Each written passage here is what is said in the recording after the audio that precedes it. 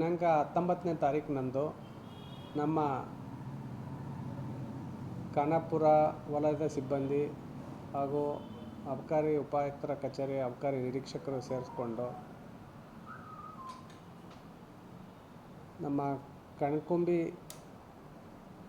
ಹೋಗುವ ಜಾಂಬೋಟಿಯಿಂದ ಕಣಕುಂಬಿಗೆ ಹೋಗುವಂತಹ ರಸ್ತೆಯಲ್ಲಿ ಒಂದು ಅಶೋಕ ಲೈಲ್ಯಾಂಡ್ ಟ್ಯಾಂಕರನ್ನು ನಿಲ್ಲಿಸಿ ತಪಾಸಣೆ ಮಾಡ್ತಾರೆ. ಅದನ್ನು ಪರಿಶೀಲನೆ ಮಾಡಿದಾಗ ಅದರಲ್ಲಿ ಮೇಲ್ಗಡೆ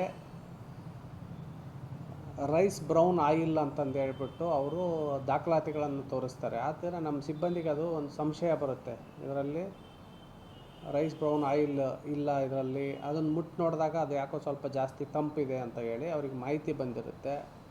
ಹಾಗಾಗಿ ಅದನ್ನು ಚೆಕ್ ಮಾಡಿ ನೋಡಿದಾಗ ಅದು ಪಾರ್ಟೇಷನ್ ಟ್ಯಾಂಕರ್. ಮೇಲ್ಗಡೆ ನೋಡಿದ ತಕ್ಷಣವೇ ಹೋಗಿ ಚೆಕ್ ಮಾಡಿದಾಗ ಆಯಿಲ್ ಕಾಣಿಸುತ್ತೆ, ರೈಸ್ ಬ್ರೌನ್ ಆಯಿಲ್. ಆದರೆ ಅದು ಪಾರ್ಟೇಷನ್ ಇತ್ತು. ಆ ಪಾರ್ಟೇಷನನ್ನು ತೆಗೆದು ಬಿಚ್ಚಿ ಆಮೇಲೆ ಒಳಗಡೆ ಚೆಕ್ ಮಾಡಿದಾಗ ENAನ ಅಕ್ರಮವಾಗಿ ಸಾಗಾಣಿಕೆ ಮಾಡ್ತಾಯಿದ್ರು ಅಂತ ಖಚಿತ ಆಗುತ್ತೆ. ಅಶೋಕ ಲೈಲ್ಯಾಂಡ್ 6 ಚಕ್ರದ ಲಾರಿ ಟ್ಯಾಂಕರನ್ನು ಸೀಸ್ ಮಾಡಿದ್ದೀವಿ. ಮತ್ತು ಅದೇ ದಿನ ಮೊಕದ್ದಮೆ ದಾಖಲಿಸಲಾಗಿದೆ.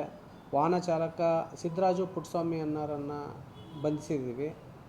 ಮತ್ತು ಈ ಜಪ್ತಿಪಡಿಸಿದಂತಹ ಮದ್ಯಸಾರದ ಮೌಲ್ಯ ಹಾಗೂ ವಾಹನದ ಮೌಲ್ಯ ಒಟ್ಟಾಗಿ 35 ಲಕ್ಷ ರೂಪಾಯಿ ಆಗ್ತಾಯಿದೆ. ಹಾಗಾಗಿ ಇತ್ತೀಚೆಗೆ ಸಿಕ್ಕಂಥ ಅತ್ಯಂತ ಒಳ್ಳೆಯ ಪ್ರಕರಣ ಇದು. ಈ ಪ್ರಕರಣವನ್ನು ದಾಖಲಿಸಿಬಿಟ್ಟು ತನಿಖೆಯನ್ನು ಮುಂದುವರಿಸಿದ್ದೀವಿ. ಅದೇ ಇದು ಇನ್ನೂ ತನಿಖೆಯಲ್ಲಿ ಗೊತ್ತಾಗಬೇಕು. ಈಗ ನಮಗೆ ಬೆಳಗಾಂ ಕಡೆಯಿಂದ ಇದು ಗೋವಾಗೆ ಹೋಗ್ತಾ ಇತ್ತು.